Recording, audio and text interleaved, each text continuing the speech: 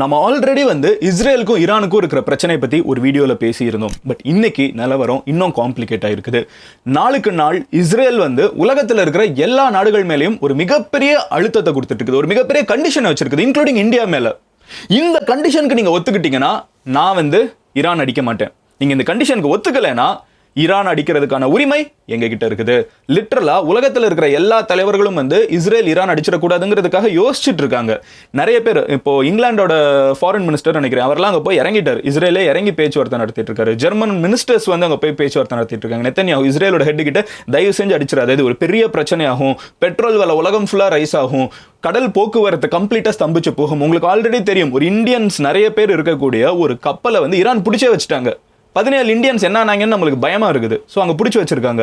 So இந்த அளவுக்கு international லெவலில் ஒரு பெரிய பிரச்சனை போயிட்டு இருக்குது.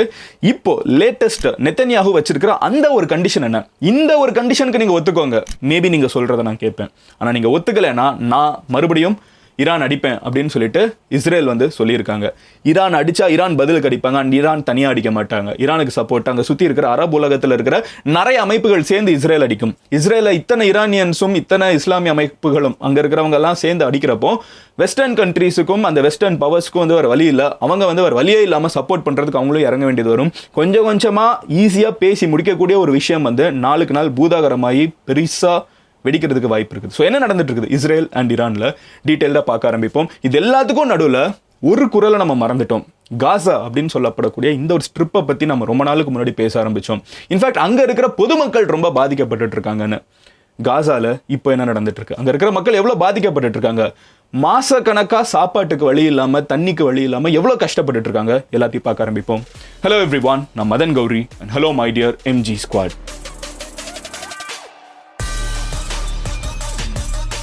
ஃபர்ஸ்ட் விஷயம் என்ன அப்படின்னு பார்த்தீங்கன்னா, நான் இப்போ லேட்டஸ்ட்டாக என்ன நடந்துட்டு இருக்குன்னு சொல்கிறதுக்கு முன்னாடி ஒரு சின்ன பேக்ட்ராப், ஒரு குட்டி ஃப்ளாஷ்பேக் ஆல்ரெடி ஒரு டைம் போட்டேன், ரொம்ப சிம்பிளாக நான் சொல்லி முடிச்சிடுறேன். இஸ்ரேல் ஒரு உருவாக்கப்பட்ட நாடு 2ஆம் உலகப் போருக்கு அப்புறம். ஆனால் உருவாக்கப்பட்ட இடம் பலஸ்தீனிய மண். அங்கே இருக்கிற பலஸ்தீனிய மக்களுக்கு இஸ்ரேல் உருவாக்கப்படுறது பிடிக்கல. 2 காரணங்கள். ஒன்று, இஸ்ரேலிஸ் அங்கே வர்றவங்க. 2வது, இவங்க ஜூஸ், இவங்க முஸ்லிம்ஸ். ஸோ அந்த யூதர்கள் இஸ்லாமியர்கள் பிரச்சனை வேற ஒன்று போயிட்டு இருக்குது. 2 பேருக்கும் ஒரே ஒரு புனித ஊராக இருக்குது. ஸோ இந்த மாதிரி நிறைய பிரச்சனைகள் இருக்கிறப்போ அந்த ஊரில் வெகுஜன மக்களாக இருக்கிற பலஸ்தீனிய மக்கள் ஒடுக்கப்பட்டு இஸ்ரேலுங்கிற ஒரு நாடு உருவாக்கப்படுது. இந்த பலஸ்தீனிய மக்கள் ஏன் இப்படி எங்களை ஒடுக்குறீங்கிற ஒரு கேள்வி கேட்டுட்டு இருக்கப்போ இஸ்ரேல் நாளுக்கு நாள் இன்னும் அதிகமாக சுற்றி இருக்கிறவங்களை ஒடுக்கிட்டு இருந்தாங்க. இந்த பலஸ்தீனிய மக்களுக்கு சப்போர்ட்டாக ஈரான் என்னைக்குமே கூட இருந்து சப்போர்ட் பண்ணிட்டு இருந்திருக்காங்க. அங்க ஒரு பெரிய பவர் ஆகணும்னு அவங்க நினைச்சிட்டு இருக்காங்க. இஸ்ரேல் வெளிநாட்டு கண்ட்ரீஸ், அதாவது வெளிநாட்டுன்னு சொல்றப்போ வெஸ்டர்ன் கண்ட்ரீஸ்ல இருந்து America, London, Germany, Italy, Canada இந்த மாதிரி கண்ட்ரீஸ்லாம் இஸ்ரேலுக்கு சப்போர்ட் பண்றாங்க. சைனா, ரஷ்யா, அப்புறம் இந்த சைடு இருக்கிற அரபிக் கண்ட்ரீஸ் எல்லாருமே பலஸ்தீனுக்கும் ஈரான் பக்கமும் நின்றுட்டு இருக்காங்க. அவங்களுக்குள்ள இன்டர்னலாக நிறைய பிரச்சனைகள் இருக்குது. பட் ப்ராடர் பெர்ஸ்பெக்டிவ்ல இந்த ஈரான் சைடு எடுத்துட்டு இருக்காங்க. ஸோ உலகம் 2ஆக பிரிஞ்சிருக்குது. இதில் இந்தியா மாதிரி சவுத் ஏஷியன் கண்ட்ரீஸ் மோஸ்ட்டாக ஸ்டாண்ட் எடுக்காம நகர்ந்து போயிட்டு இருக்காங்க. அதுவும் ஒரு சைடு நடந்துட்டு இருக்குது. பட் இப்போ என்ன நடந்துட்டு இருக்குன்னு பார்த்தீங்கன்னா, இவங்க 2 பேருக்கு இருக்கிற பிரச்சனை ரொம்ப உச்சகட்டமாக இருக்குது. இஸ்ரேல் இதில் பண்ண முதல் பிரச்சனை இஸ்ரேல் உள்ளே வந்தது. 2வது, இப்போ ரீசெண்டாக ஹமாஸ் அமைப்பினர் ஒரு 237 பேரை இஸ்ரேல்ல இருந்து கடத்தி கொண்டு போயிருந்தாங்க. அதில் ஒரு 134 பேர் இன்னும் ஹமாஸ் அமைப்பினர்கிட்ட காசால இருந்துட்டு இருக்காங்க. இவங்களை வெளியே எடுக்காம இஸ்ரேல்னால ஒரு மிகப்பெரிய தாக்குதலும் ஒரு மிகப்பெரிய அவங்க அதை மீறி பண்ணிட்டு இருக்காங்க. பட் அதுதான் இந்த சைட் காசால இருக்கிறவங்களுக்கு ஒரு ஹோல்டா இருந்துட்டு இருக்கு. இன்னும் நிறைய பிரிசனர்ஸ் இருந்துட்டு தான் இருக்காங்க.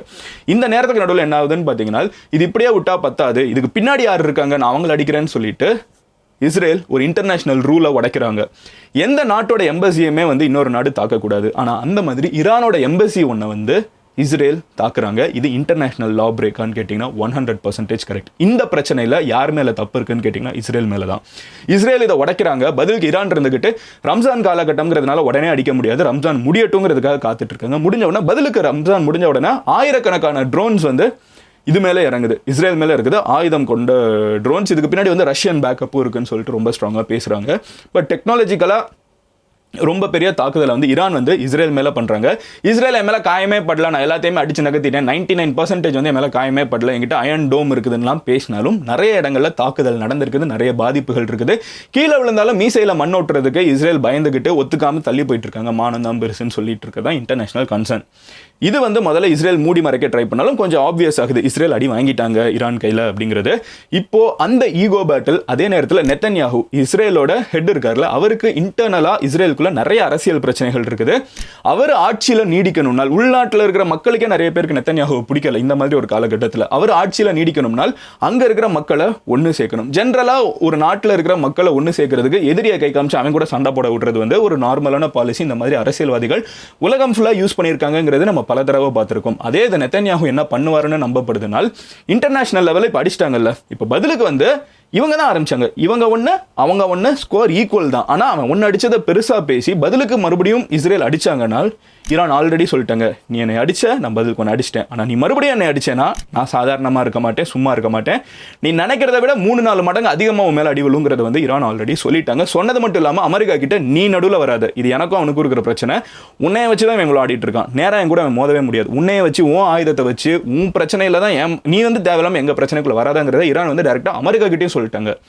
ஸோ இந்த நேரத்தில் ரஷ்யா வந்து ஈரான் கிட்ட சொல்கிறாங்க, கவலைப்படாத நான் கூட இருக்கேன்னு சொல்கிறாங்க. ஸோ ரஷ்யா ஈரான் ஒரு சைடு அலைன் ஆடுறாங்க, அமெரிக்கா இஸ்ரேல் இன்னொரு சைடு அலைன் ஆடுறாங்க. இப்போ இருக்கிற பிரச்சனையில் இஸ்ரேல் மேலே தப்பு இருக்குது, இது அமெரிக்காவுக்கும் தெரியும். அமெரிக்காவுமே ரெஸ்ட்ரெயின் காத்துரு, அடிச்சிடாத அப்படிங்கிறத இஸ்ரேல் கிட்ட சொல்லிட்டு இருக்காங்க. ஈரானும் சொல்கிறாங்க, நீ அடிச்சா நான் பதில் அடிச்சிட்டேன், இதுக்கு மேலே அடிக்காத, அது நல்லதில்லை, உனக்கு எனக்கு மட்டும் இல்லை, இந்த ஏரியாவில் யாருக்குமே நல்லதில்லை. யோசிச்சு பாருங்க, அங்கே எத்தனை கண்ட்ரிஸ் இருக்குது, ஜார்டன் இருக்குது, சவுதி அரேபியா இருக்குது, கத்தார் இருக்குது.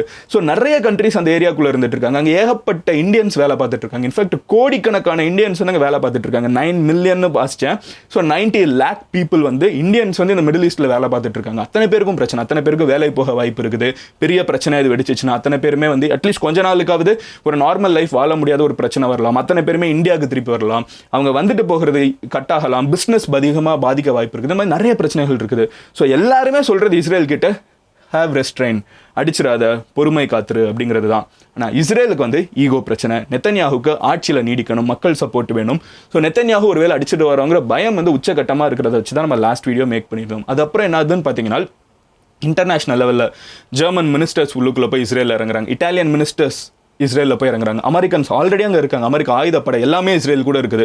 எல்லாருமே என்ன சொல்கிறாங்கன்னா, நீ ஒன்று அடித்தா அவன் ஒன்று அடிச்சிட்டான், சரியாக போயிடுச்சு, இதுக்கு மேலே நீ அடிச்சேன்னா நாங்கள் வந்து எப்படி நீ அடிக்காத அப்படிங்கிறத மட்டும் சொல்லிக்கிட்டே இருக்காங்க. இதுக்கு பதிலாக நாங்கள் டிப்ளமேட்டிக்காக நிறைய விஷயம் பண்ணுறோம், இஸ்ரேல் மேலே வந்து நிறைய சாங்ஷன் வைக்கிறோம், இஸ்ரேல் கூட பிஸ்னஸ் பண்ணக்கூடாது, நாங்கள் நிறைய கண்ட்ரிஸ் கிட்ட சார் ஈரான் கூட வந்து பிஸ்னஸ் பண்ணக்கூடாது. ஒரு ஃப்ளோவில் இந்த மாதிரி கண்ட்ரி பேரை மாற்றி நான் சொல்லிடுறேன், அதை கமெண்ட்டில் நிறைய பேர் சொல்கிறீங்க, ஒரு ஃப்ளோவில் பேசுகிறப்போ அப்படி மிஸ் ஆகிடுது, கைண்ட்லி அட்ஜஸ்ட் கரோ. எனிவே ஈரான் கிட்ட வந்து நாங்கள் சொல்கிறோம், ஈரான் மேலே நிறைய சாங்ஷன் போடலாம் அப்படின்னு சொல்லிட்டு இந்த சைடு நிறைய கண்ட்ரிஸ் வந்து இஸ்ரேல் கிட்ட டைரெக்டாக போய் மினிஸ்டர்ஸே சொல்லிட்டு இருக்காங்க. அதோட கண்டினியூஷனாக பார்த்தீங்கன்னா ஜூன் மாதம் வந்து G7 மாநாடு வந்து இட்டாலியில் நடக்க போகுது. உலகத்தில் இருக்கிற முக்கியமான 7 நாடுகள் இருப்பாங்க, இந்தியாவுக்கு கூட வந்து ஒரு ஸ்பெஷல் இன்வைட் வரும்னு நம்பப்படுது. இந்த ஒரு மீட்டிங்கில் நாங்கள் ஈரான் மேலே நிறைய சாங்ஷன் போடுறோம், ஈரான் வந்து உங்களுக்கு எதிராக வேலை செய்ய முடியாது, ஹமாஸ்க்கு சப்போர்ட் பண்ண முடியாது, ஹூத்திஸ்க்கு சப்போர்ட் பண்ண முடியாது, அதெல்லாம் நாங்கள் பார்த்துக்கிறோம்னு சொல்லிட்டு G7 வந்து ஒரு விஷயம் சொன்னாலும், இவ்வளவு சப்போர்ட் நெத்தன்யாஹுக்கு இருந்தும், நெத்தன்யாஹுக்கு இருக்கிற இஸ்ரேலுக்கு இருந்தும், அவர் அடுத்து என்ன பண்ண போகிறாரு? அவர் தன்னோட பொலிட்டிக்கல் கோலுக்காகவும் பொலிட்டிக்கல் லாஞ்சிவிட்டிக்காகவும் இன்னும் பவரில் எவ்வளோ நாள் இருக்கோங்கிறதுக்காக, மக்களை ஒன்று திரட்டணுங்கிறதுக்காக மறுபடியும் ஈரான் அடிப்பாரா? இல்லை ஒரேடியா இதான் சாக்கு, எப்படி நம்ம சைடு தான் எல்லாக்கார கண்ட்ரீஸும் இருக்குது, ரொம்ப நாளாக நம்மளுக்கும் ஈரானுக்கும் பிரச்சனை போயிட்டு இருக்குது, இதுதான் சான்ஸ்னா ஈரான் அடிச்சிட்டா எல்லாருமே நம்மளுக்கு வேறு வழியில் சப்போர்ட் பண்ணி தான் ஆகணும். ஏன்னா இது ஒரு சைடு எடுத்துட்டாங்க, அமெரிக்கா எல்லாருமே ஒரு சைடு எடுத்துட்டாங்க இஸ்ரேலுக்கு.